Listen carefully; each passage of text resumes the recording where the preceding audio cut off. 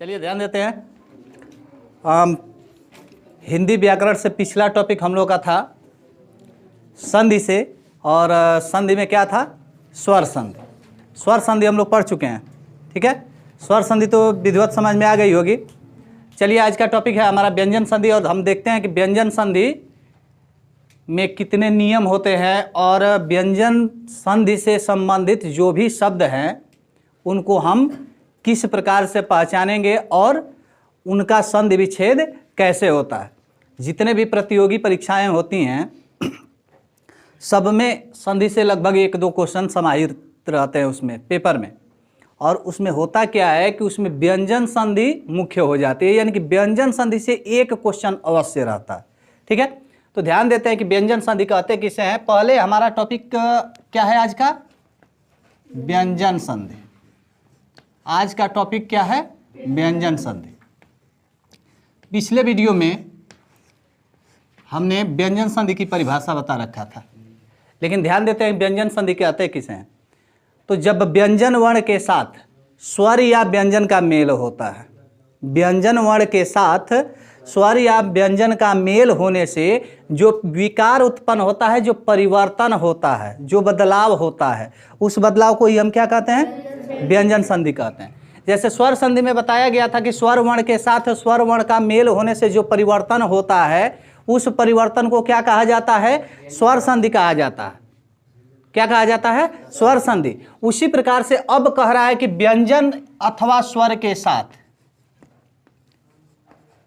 व्यंजन अथवा स्वर के साथ अगर स्वर या व्यंजन का मेल होता है, स्वर या व्यंजन का मेल होता है और जो परिवर्तन होता है उस परिवर्तन को ही हम क्या कहते हैं? व्यंजन संधि कहते हैं। क्या कहते हैं? व्यंजन संधि कहते हैं। जरा ध्यान दीजिए, अब हमने यहाँ पे स्वर भी लिखा है, यहाँ भी स्वर लिखा है, तो ऐसा नहीं है कि स्वर और स्वर का मेल हो जाए तो कह देना कि व्यंजन संधि है। नहीं, अगर पहले स्वर रहता है तो बाद में व्यंजन होगा, ठीक, या दोनों तरफ हमारा व्यंजन होना चाहिए। व्यंजन का मेल व्यंजन से अथवा स्वर से होने से जो परिवर्तन होता है, जो बदलाव होता है, उस बदलाव को ही हम क्या कहते हैं? व्यंजन संधि कहते हैं। क्या कहते हैं? व्यंजन संधि कहते हैं। चलिए आगे बढ़ते हैं। व्यंजन संधि में नियम कितने हैं? एक व्यंजन संधि का उदाहरण देख लेते हैं। जैसे कि हम कह दें कि जगत धन नाथ, जगत धन नाथ, बच्चों क्या हो जाएगा? यह जगन्नाथ हो जाएगा। क्या हो जाएगा? जगन्नाथ। क्या हो जाएगा? जगन्नाथ। यहाँ पे देख रहे हैं तो किस में परिवर्तित हो जा रहा है? न में परिवर्तित हो जा रहा है। किस में परिवर्तित हो जा रहा है? न में। और हमने क्या कहा है कि व्यंजन के साथ अगर व्यंजन का मेल होता है तो जो बदलाव होगा उस बदलाव को हम क्या कहेंगे? व्यंजन संधि कहेंगे। क्या कहेंगे? व्यंजन संधि कहेंगे। तो व्यंजन संधि की परिभाषा क्लियर हो गई। चलिए इसके नियम की चर्चा कर लेते हैं। व्यंजन संधि में सर्वाधिक नियम है। व्यंजन संधि में नियम अधिक है, और होता क्या है कि बच्चे जो है नियम को ही भूल जाते हैं। तो सबसे पहले हम ध्यान देते हैं कि नियम कौन कौन से हैं। तो यहां पे ध्यान दीजिए, किसी विद्वान ने कहा है कि 3-5 छत पर नमस्कार। ये चीज आपको याद रखना है।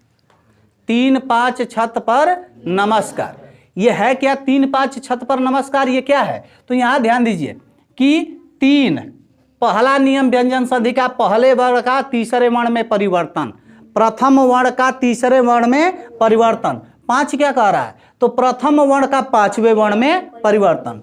6 संबंधी नियम, त संबंधी नियम। अब ये पर जो है ये साइलेंट है। अब न संबंधी नियम, म संबंधी नियम और स संबंधी नियम, ये नियम हमको पढ़ना है किसके अंतर्गत? व्यंजन संधि के अंतर्गत।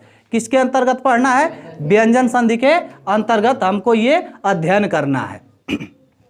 चलिए तो देखते हैं हम नियम को।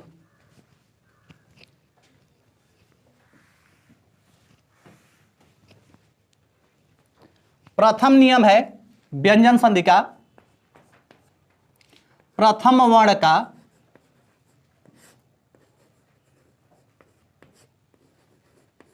तीसरे वर्ण में परिवर्तन।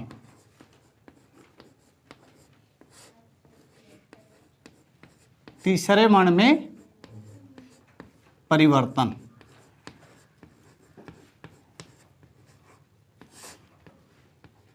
यहां पे ध्यान दीजिए, हमने जब व्यंजन पढ़ाया था तो उसमें मैंने बताया था कि व्यंजन को कुछ वर्गों में विभक्त करके रखा गया है। व्यंजन को कुछ वर्गों में क्या किया गया है? विभक्त करके रखा गया है, बंटवारा कर दिया गया है। और वो कितने वर्ग थे?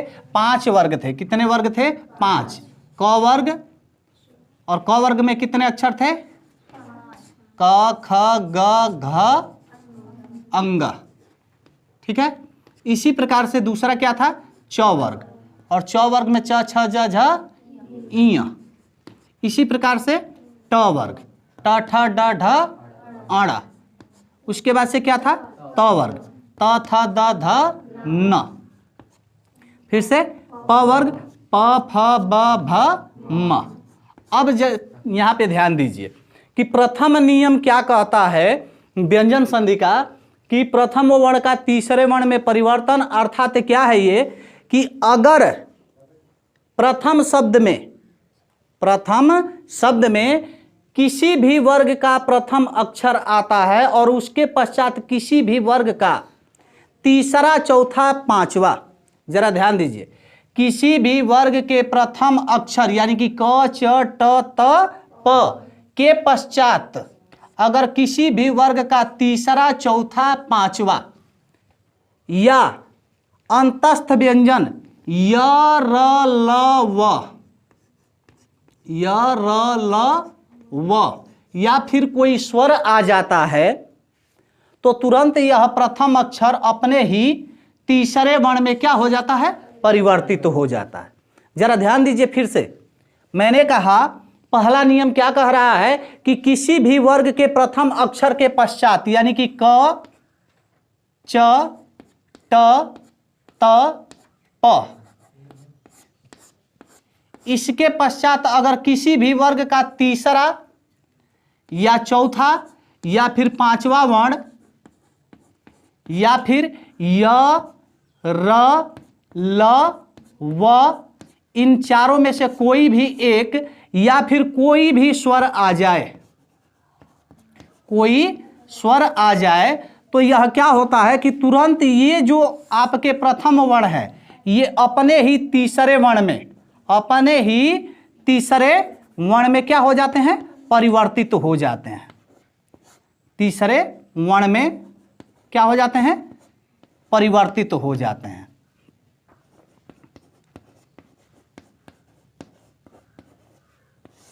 अर्थात इनका क्या हो जाता है? क ग में बदल जाता है, च ज में बदल जाता है, ट ड में बदल जाता है, त द में, और प ब में बदल जाता है। बात समझ में आ रही है? फिर से ध्यान से सुन लीजिए कि किसी भी वर्ग के प्रथम अक्षर के पश्चात किसी भी वर्ग का तीसरा, चौथा, पांचवा वर्ण या फिर य र ल व या फिर कोई स्वर आ जाए तो वह प्रथम वर्ण अपने ही तीसरे वर्ण में क्या हो जाता है? परिवर्तित हो जाता है। क्या हो जाता है? परिवर्तित हो जाता है। जैसे कि देख लेते हैं, यहां पे ध्यान दीजिए, अगर हम कह दें कि जगत धन ईश, हमने क्या कह दिया? जगत धन ईश। जरा ध्यान दीजिए कि क्या कहा गया है कि किसी भी वर्ग के प्रथम वर्ण के पश्चात त वर्ग का प्रथम अक्षर है, त वर्ग का प्रथम अक्षर है ना, और इसके पश्चात किसी भी वर्ग का तीसरा, चौथा, पांचवा वर्ण ये तो नहीं है, य र ल व ये भी नहीं है, या कोई स्वर, ई क्या है? स्वर है ना, तो यह तुरंत त किस में बदलेगा? अपने ही वर्ग के तीसरे वर्ण में। और त वर्ग का तीसरा वर्ण क्या है भाई? द है। क्या है? द है। तो यह क्या हो जाएगा? जगदीश। क्या हो जाएगा? जगदीश। जगत धन ईश बराबर क्या हो जाएगा? जगदीश। इसी प्रकार से हम कह दे कि जगत धन नाथ, जगत धन नाथ। अच्छा, ये दूसरा हो जा रहा है, इसको नहीं रखते हैं। जैसे कि हम कह दें कि दिक् धन अंत, दिक् धन अंत, दिक् धन अंत। बच्चों ये बताइए क किस में परिवर्तित होगा? ग में। क अपने ही तीसरे वर्ण में अर्थात क ख ग, यहाँ क की जगह पे क्या हो जाएगा ग, तो यह क्या हो जाएगा दिगंत। क्या हो जाएगा दिगंत। दिक् धन अंत बराबर क्या हो जाएगा दिगंत। ये बताइए हम कहते कि दिक् धन गज, दिक् धन गज क्या हो जाएगा दिग्गज। बात समझ में आ रही है? यानी कि व्यंजन संधि का पहला नियम समझ में आ गया। चलिए ठीक है, अब व्यंजन संधि का दूसरा नियम क्या कहता है? हे वैशाख नंदन, कौन है वैशाख नंदन?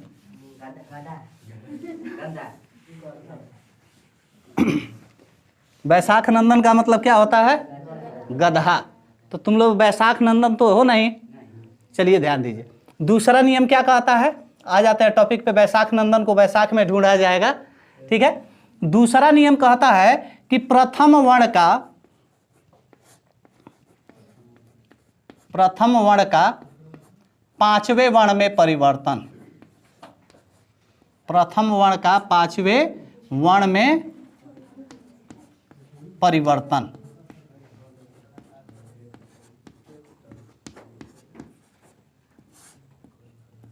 ध्यान दीजिए, प्रथम वर्ण का पांचवें वर्ण में परिवर्तन। ये क्या कहता है नियम कि इसका कहना है कि अगर किसी भी वर्ग के प्रथम अक्षर के पश्चात, किसी भी वर्ग के प्रथम वर्ण के पश्चात अगर कोई अनुनासिक आ जाए, कोई भी अनुनासिक, अनुनासिक में वस्तुतः न और म, कौन न और म। जरा ध्यान दीजिए कि कह रहा है कि किसी भी वर्ग के प्रथम यानी कि क च ट त प के पश्चात अगर कोई भी अनुनासिक आ जाता है, क्या आ जाता है अनुनासिक, तो यह तुरंत अपने किस रूप में बदल जाता है? तो ये जो हमारे दिख रहे हैं पांचों वर्ण, ये अपने ही पांचवें वर्ण में क्या हो जाते हैं परिवर्तित हो जाते हैं। अपने ही पांचवें वर्ण में, पांचवें वर्ण में क्या हो जाते हैं परिवर्तित हो जाते हैं। और पांचवा वर्ण क्या होता है भाई? क का अंग, च का इ, ट का अण, त का और प का म। इसमें इनका क्या हो जाता है परिवर्तन हो जाता है। क्या हो जाता है परिवर्तन हो जाता है। जैसे कि षट धन मुख, जरा ध्यान दीजिए, षट धन मुख।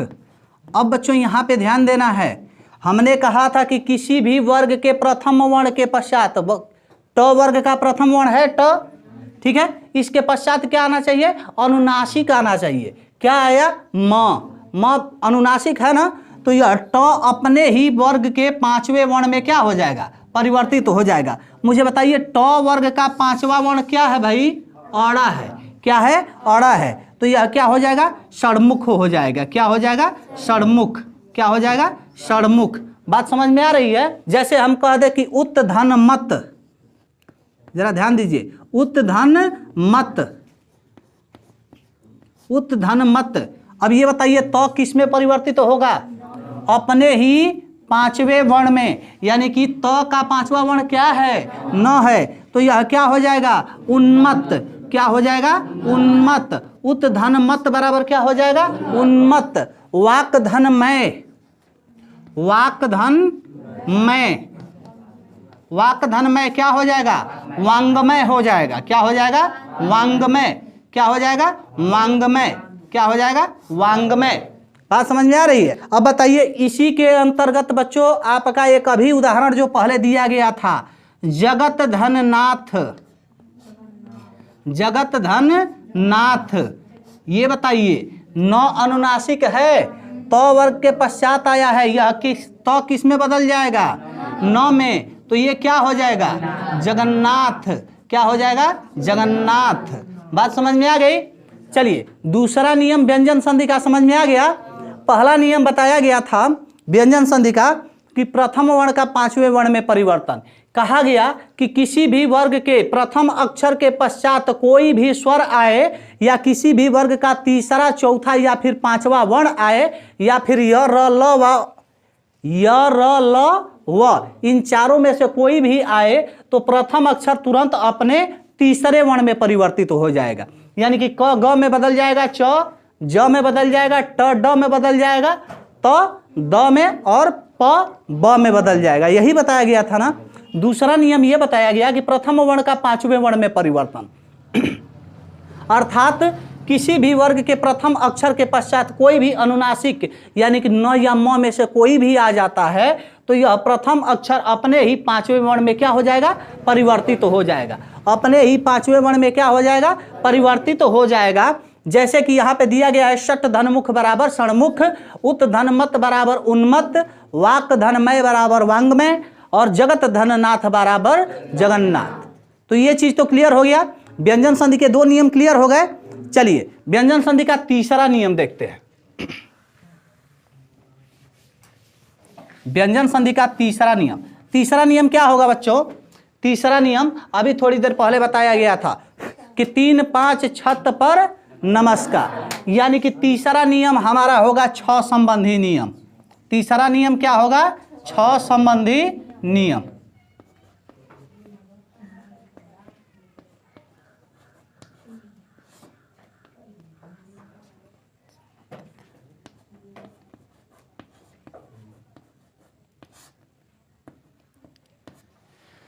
संबंधित नियम क्या कहता है, जरा ध्यान दीजिए।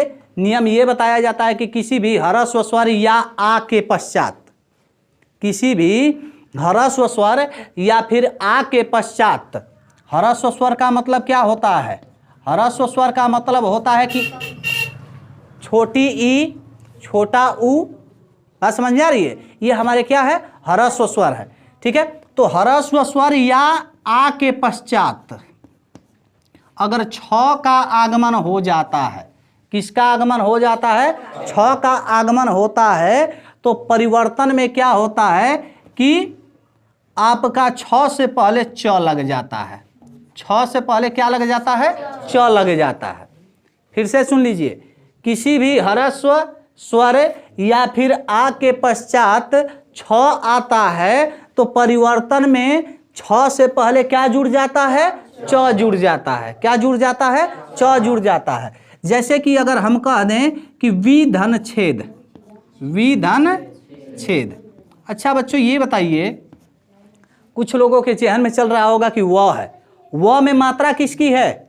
छोटी ई, छोटी ई है ना, और छोटी ई ह्रस्व स्वर है कि नहीं है?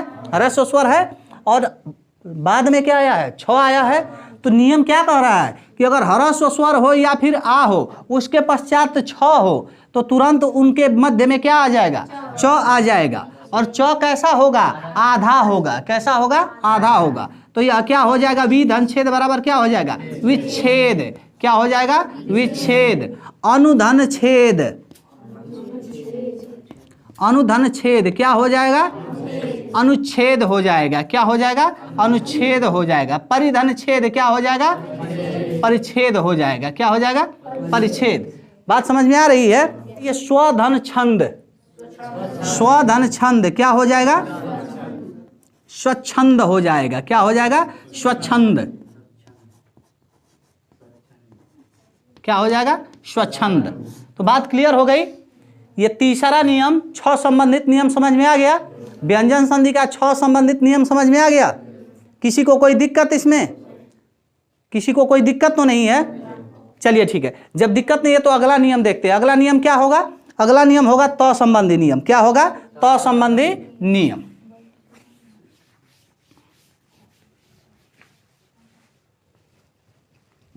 अगला है हमारा व्यंजन संधि का नियम त संबंधित नियम।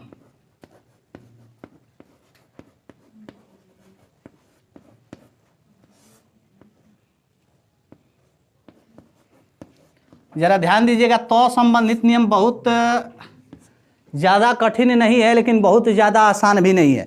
इसमें थोड़ा सा ध्यान देने वाली बात यह है कि तो के पश्चात, तो के पश्चात जरा ध्यान दीजिएगा, तो के पश्चात अगर च या छ आता है, तो के पश्चात क्या आता है? च या छ आता है, तो तुरंत किस में परिवर्तित हो जाएगा? च में परिवर्तित हो जाएगा। तो जो है किस में परिवर्तित हो जाएगा? च में परिवर्तित हो जाएगा। ये बताइए च छ आता है तो च में बदल जाएगा। अगर त के पश्चात ज या झ आता है, क्या आता है? ज या झ आता है तो त किस में बदल जाएगा? ज में बदल जाएगा। किस में बदल जाएगा? ज में बदल जाएगा। ठीक है। ट या ठ आता है, क्या आता है? ट या ठ आता है तो तुरंत च किस में बदल त किस में बदल जाएगा? ट में बदल जाएगा। किस में बदल जाएगा? ट में परिवर्तित हो जाएगा। अब इन तीनों को देख लेते हैं, इन तीनों पर उदाहरण देख लेते हैं पहले। जैसे कि हमने कहा कि त के पश्चात च या छ आए तो त तुरंत किस में बदल जाएगा? आधा च में बदल जाएगा। किस में? आधा च में। जैसे कि हम देखते हैं उत्धन चारण, त के पश्चात क्या आया? च आया। तो किस में बदलेगा? आधा च में। तो यह क्या हो जाएगा? उच्चारण हो जाएगा। क्या हो जाएगा? उच्चारण। क्या हो जाएगा? उच्चारण। जैसे कि हम कह दें कि शतधन चरित, शतधन चरित, शतधन चरित्र क्या हो जाएगा? सच्चरित्र हो जाएगा। क्या हो जाएगा? सच्चरित्र। क्या हो जाएगा? सच्चरित्र। बात समझ में आ रही है? चलिए ठीक है। जैसे कि ज या झ वाला देख लेते हैं। हम कह दें कि विपत्त धन जाल, विपत्त धन जाल। ये बताइए कि त के पश्चात जो आया है, जब त के पश्चात ज या झ आएगा तो क्या हो जाएगा? ज हो जाएगा। तो क्या हो जाएगा? यह विपजाल हो जाएगा। क्या हो जाएगा? विपजाल। क्या हो जाएगा? विपजाल। विपत्त धन जाल बराबर क्या हो गया? विपजाल हो गया। क्या हो गया? वृहद धन टीका। यहां पे देखिए त के बाद क्या आ रहा है? ट आ रहा है। त के बाद क्या आ रहा है? ट आ रहा है। तो जब त के बाद ट आएगा तो तुरंत त किस में बदल जाएगा? ट में। तो यह क्या हो जाएगा? वृहट्टिका। क्या हो जाएगा? वृहट्टिका। वृहद धन टीका बराबर क्या हो जाएगा? वृहट्टिका। चलिए ठीक है। अब इसके बाद से ट या ठ के बाद से हमारा आता है नंबर ड या ढ का। किसका नंबर आता है? ड या ढ का। तो जरा ध्यान दीजिए कि त के पश्चात अगर ड या ढ आता है, त के पश्चात अगर ड या ढ आता है तो त तुरंत किस में परिवर्तित हो जाएगा? ड में परिवर्तित हो जाएगा। किस में परिवर्तित हो जाएगा? ड में। जैसे कि हम कह दें कि उत्धन डयन, उत्धन डयन क्या हो जाएगा? उड्डयन। क्या हो जाएगा? उड्डयन। बात समझ में आ रही है? चलिए ठीक है। तो ये तो था त संबंधी नियम। अभी त संबंधी नियम समाप्त नहीं हुआ है, आगे बढ़ते हैं। जरा सा आगे थोड़ा सा देख लेते हैं त संबंधी नियम में कि त संबंधी नियम क्या कहता है कि त के पश्चात, त के पश्चात अगर ल आ जाए, त के पश्चात क्या आ जाए? ल आ जाए तो त तुरंत किस में परिवर्तित हो जाता है? तो त तुरंत ल में परिवर्तित हो जाता है। किस में परिवर्तित हो जाता है? ल में परिवर्तित हो जाता है। इसे ध्यान देना है क्योंकि पेपर में आएगा। ऐसा नहीं रहेगा कि आपको नियम दे देगा। अगर यहाँ पे आप ध्यान से सुन रहे हैं, ध्यान से अध्ययन कर रहे हैं तो पेपर में गारंटी है कि आपको दिक्कत नहीं होने वाली है। मैं जिस प्रकार से यहाँ बोल रहा हूँ, अगर मेरी बातों को आप ध्यान से सुने तो पेपर में आपके कानों में मेरी आवाज़ वैसे ही गूंजती रहेगी जैसे कि अभी गूंज रही है, और मेरी हर एक बात आपके दिमाग पे उस समय अपना असर दिखाएगी, आपको याद आएगी मेरी बात, और आपसे गलत नहीं होगा, गारंटी है। तो इस चीज़ को आप ध्यान में रखेंगे। यहाँ पे देखते हैं कि त के पश्चात अगर ल आता है तो त तुरंत किस में बदल जाएगा?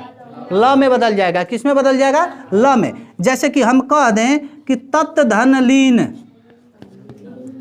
तत् धन लीन, बताइए क्या हो जाएगा? तल्लीन। क्या हो जाएगा? तल्लीन। तल्लीन।